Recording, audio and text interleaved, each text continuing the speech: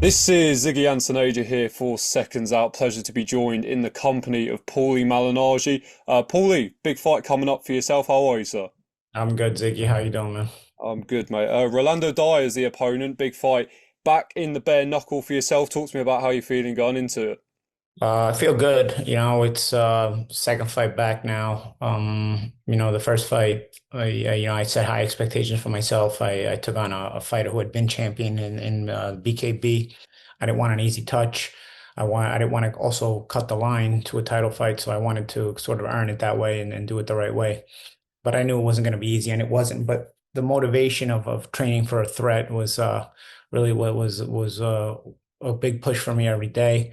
I enjoyed pushing myself. I enjoyed getting myself back in shape, and it's been really good. I know people have varied opinions, but honestly, I think I live better when I'm training and when I'm training for fights because I say, even as I said earlier this week, I don't spar anymore, so I'm not taking damage except on the night of the fight. So it's not a whole lot of damage really. There's only a few rounds of fights, right? So I think I live better because I fight than I would if I wasn't fighting.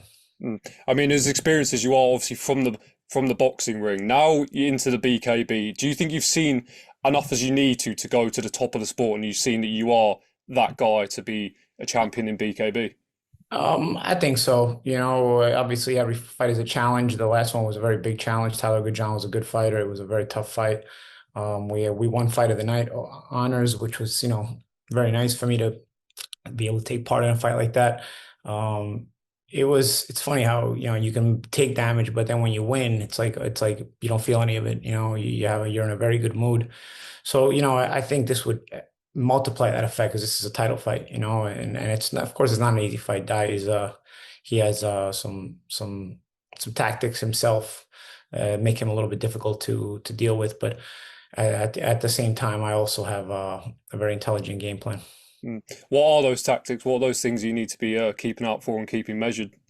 Well, it's funny. It was interesting. I think today he just kept saying it's not boxing. So, I think he wants to, obviously try to stay away from as much of the boxing aspect of it as possible. That's not where his advantage lies, right? I saw him beat Robert Duran, who's Roberto Duran's son. And I remember in that fight, because he was up against the guy who boxed, he used a lot of grabbing tactics, a lot of pulling down the neck, Muay Thai tactics.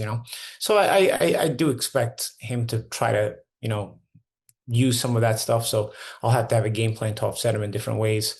I'm a person who's always been a cerebral fighter. I can adapt on the fly. I've got natural ability with speed and timing, and I think I still have a lot of that despite my age. And I think I showed that in the last fight. I think in some ways this fight is more complicated than Good John, but in some other ways it's actually easier than the Good John fight. So I'll see what kind of die I get because I've worked two of his fights and he fought rather different in both of them. So I have to more focus on myself, which is what I always do.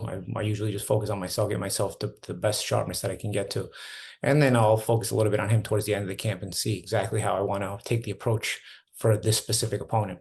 Mm. You mentioned the boxing there. I mean, should you become world champion in BKB, is there a conversation that needs to be had about the magnitude of BKB in comparison to boxing and, winning a world title as an achievement in comparison to a boxing world title? I don't think anything will replace the highs I felt in boxing. I do this to still, get to feel those highs, get to feel that competitive spirit. But at this point, it's more in boxing, it was more so I expected it. I wouldn't have expected anything less of myself. To become a world champion was always the expectation of myself. So it was certainly a dream come true, but it was also something that I always knew would happen inside me.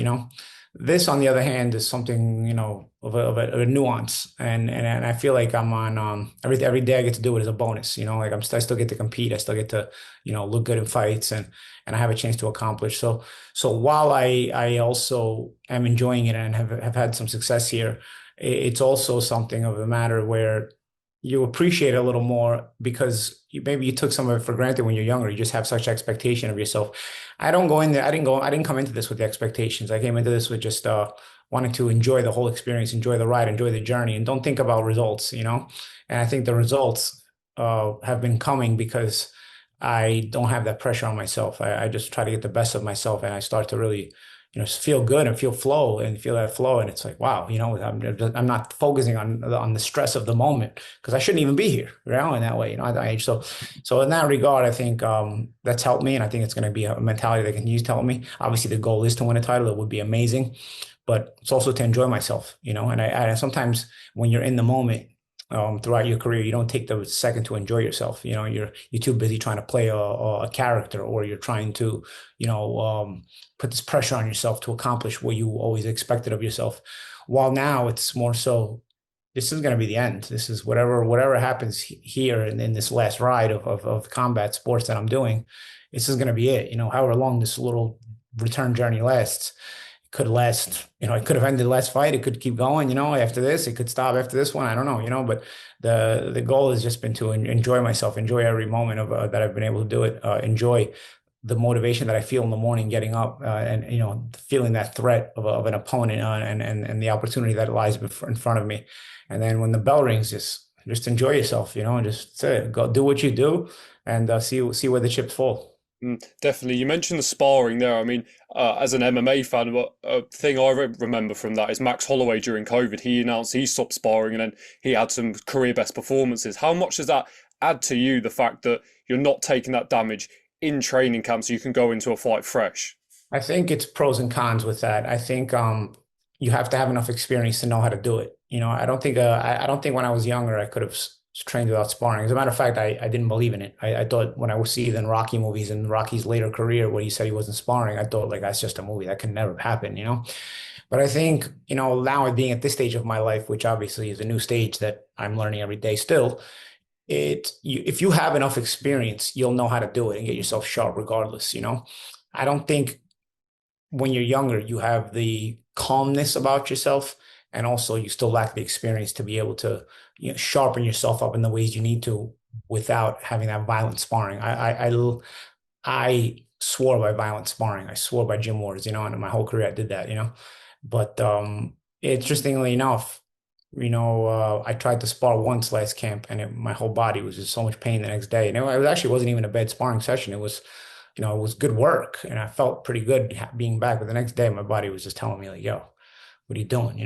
And if I would have kept sparring like that, I realized that at this age, I'm not even gonna reach the fight. I'm not gonna make it to the end of camp. So I had to make that adjustment, and so I did, and it worked out. And I've continued to just flow right into it. And after healing a couple of weeks from some injuries in the last fight, I flowed right into this camp as well. I just flowed right into training. Not hard. I don't ever push myself too much right now, but I push myself several times a day. Consistency, rhythm, work some strength, some nervous system training for reactions. And that's it. It's been simple, but it's been consistent. And without the sparring, my body feels good. Yeah, definitely. And I mean, the damage is the thing that stands out to a lot of people about BKB. How do you endure that when people, will look at that and they'll shy away from it and think, oh, I'm not going to do that because of the damage that comes with it. But how do you endure that, get through it, and at the end of the day, Yeah, be I successful think with it? I think on the outside looking in, it's a little bit different than from the reality. People on the outside looking in have asked me several times, like, how could you do that? Like, don't you worry about your health because they see the blood, they see the big cuts. But the reality is, it's one night of fights. You're not getting hit as hard as you are in pro boxing. With bare knuckles, the hands hurt. So guys can't load up punches constantly. And that's even if you're getting hit clean, which I don't. I rarely get hit clean to begin with. So, whatever does land, probably not landing in completeness. It's not being thrown as hard anyway, because if a guy throws hard every single fight, a punch with a bare knuckles, he's not gonna last through the fight. His hands are not gonna give out. So it's more cuts because, bare knuckle, scraping punches, raking punches, partial punches, they will open up bad gashes. So I'm not sparring. Then on fight night, I'm not getting hit that cleanly despite the cuts. So what you're seeing can be deceptive. What you're seeing can be an illusion of what real damage is. You can go into a fight, and there's guys who come out of a fight, a pro boxing match, not looking as bad, physically, but then they'll collapse in the dressing room and have have a hematoma or whatnot, and have massive brain issues or even die. So, and then that's terrible. So I think judging from the outside looking in can be deceptive. I've watched fights where they looked violent, but the guys that weren't wearing the damage.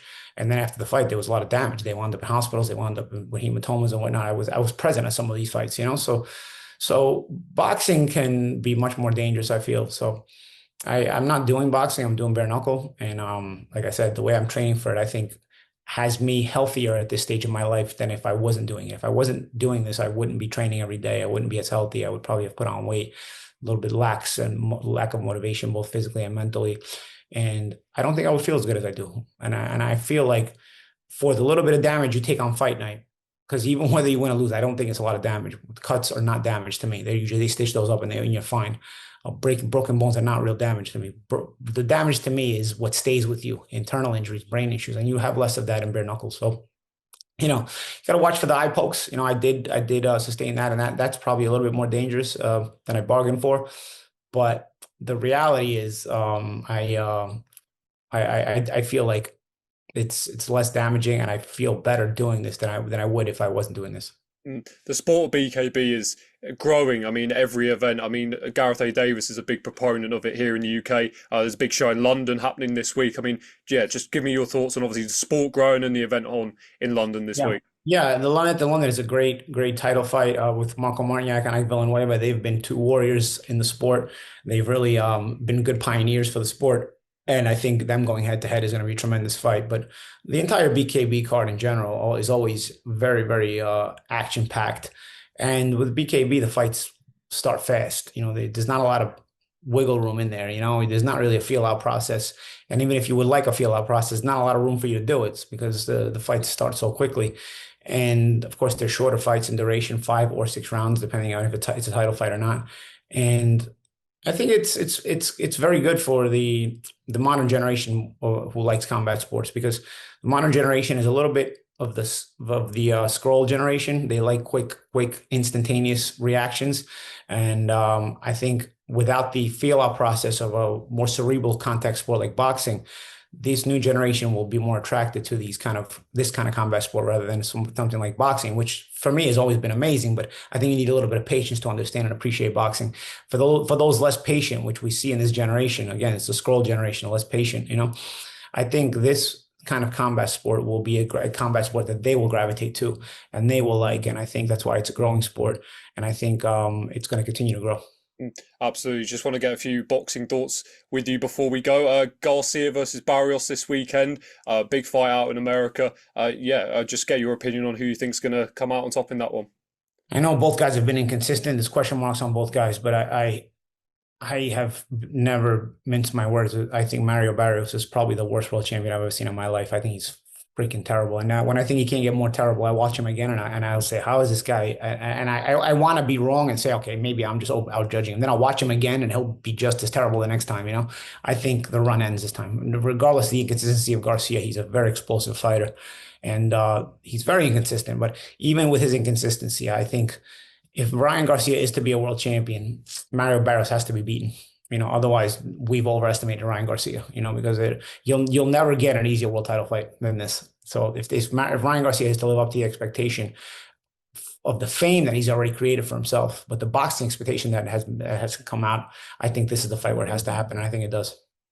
Absolutely. I mean, Barrios has drawn his last two fights, and obviously Garcia, there's mentions of his inconsistency. Do you think the PEDs have anything to do with that? That's something a lot of fans have pointed towards as the fact that's why he's been inconsistent because that's of that reasoning. Do you buy into that? You can certainly talk about that for sure. It's a conversation I have in mind. But I think with the Rolly fight, it was his mental. He just didn't show up, because even PEDs or not, you have to mentally be checked in, yeah. And he wasn't. He was just kind of going through the motions that night. He just wasn't alive. He felt like he didn't want to be there, So PEDs or not, that's more mental. And I think he probably realizes that can't happen. If he's going to live up to his expectation, there has to be a certain kind of motivation there. And I think that kind of motivation is going to appear this week with Ryan Garcia. I think he's got to know it at this point more than anything else, that if he's ever going to be a world champion, he's going to live up to the expectation that many people held that standard of him, that many people held him to the standard at which they held him. This is the time to do it. You'll never get an easier world title fight than Mario Barrios. Should Ryan Garcia win, he's been linked to a lot of big fights. Shakur Stevenson, obviously great performance last time out. If he were to move up to 147, then obviously Conor Benn is mandatory for the fight. Which out of the two would you rather watch, and which out of the two do you think will be the better fight? Between Ryan and Shakur, or Ryan and Connor. Yeah. I think I think I don't know if Ryan can beat Shakur even with the bigger weight class. But I think Conor Benn is an interesting fight because Connor is another one of those guys who's a little bit of an enigma. Like he's pretty good, but he's not. I'm not sure he's quite world class. I'm not sure he's quite a championship level fighter. Um, I think Connor also I would have favored him to beat Mario Barrios, but I'm not sure if he's quite of the level to beat all the world champions. But Ryan having the following he has, Conor Benn having the following he has, it's a stadium filler. It's a really big magnitude fight, and the world is Ryan's oyster if he wins a world championship because Ryan has always had the following. So the ability to now live up to everything and more, it lies in the result of Saturday night's fight for Ryan Garcia. And Dana White getting into boxing, trying to almost implement his UFC type business model into boxing. I know him and Eddie Hearn have had a big back and forth this week. Oh yeah, what do you make of Dana White's play into boxing and the shows he's put on so far? I mean, he's starting small. I don't think that. I think you don't compare Dana's shows to the championship shows. They're nowhere near that level yet. We'll see if he's able to eventually reach that level. Obviously, what the rumor is he has the financial backing to get there. But you look at the financial backing, and then you see what they're probably spending. I don't. It doesn't add. It doesn't math to me. I think Zuffa fights are probably of the level of the fights that I work on Pro Box TV. It's probably that level, that mid-tier level right now. There are rumors that they're signing some bigger fighters. They have signed some champions like Jaya Pataya, but even at Pro Box, we have world champions like Angel Leo. So I think, to mention Zuffa rivaling big companies like Matchroom and DAZN, I think is a little bit premature. I know that they want you to talk about that, but the reality and the illusion are two different things here. Matchroom just signed another monster deal with DAZN yesterday to extend them for 5 years. And we already know the kind of fights Matchroom put on. We already know the kind of fights DAZN puts on with the Matchroom entity tied in with them. And they've put on bona fide big shows, championship shows. And so they have a track record of doing this. So far, Dana has talked about that, but like I said, he's put on probably mid-tier fights. And I'm not going to complain about the fights. Some of them were pretty good. Like that Gvozdyk-Kaladzic fight was actually a nice shootout to have. But again, I think they're mid-tier fights. It's an essential level of boxing that's needed for television because most of the fighters are at that middle tier, right? And not everybody's going to reach a world-class level. But a lot of their guys have fallen off from world-class level. And like I said, they've signed Opatai, and they're maybe making an attempt at one or two other champions, but I think it's way too soon to compare Zuffa to the big dogs in the business. But they have a place, and like I said, that middle tier can be fun to watch. I experienced that when I worked Pro Box fights. If you guys are familiar with Pro Box in the UK, and I think that Zuffa fights can be a fun thing. Whether they grow or not, we'll see. Out of Eddie and Dana, do you think that Dana can compete with Eddie in terms of what he's done in boxing over his time? We'll see. We'll see. Right now, like I said, I think it's premature. Right now, I think it's the equivalent of talking about a prospect who's years away from a world championship against the current world champion. Like I think, and when I talk about a prospect like that, we talk about a prospect like that. That prospect may eventually reach championship level, and sometimes they don't. Sometimes they're busts. So right now, Dana should probably Zuffa should probably be talked about as a prospect with potential. And then whether they live up to it will remain to be seen. But they are a prospect with potential. So you don't really talk about a prospect with potential going head to head against the current reigning champion of the world right now, and because Matchroom are of that level, they are championship level, and they've shown that through the years. And this new DAZN contract shows you that they're here to stay. So whether Zuffa eventually reaches that perch and if Matchroom is still there, then they'll go head to head, just like happens in boxing when that prospect eventually reaches the championship level. And if that champion is still there, then they'll fight. But a lot of times, by the time that happens, things have changed already again, or sometimes the prospect doesn't make it. We'll have to see. Well, Paulie, great to speak to you, mate. I wish you the best in your fight, and thank you for talking. Thanks, man. Appreciate it. Thank you.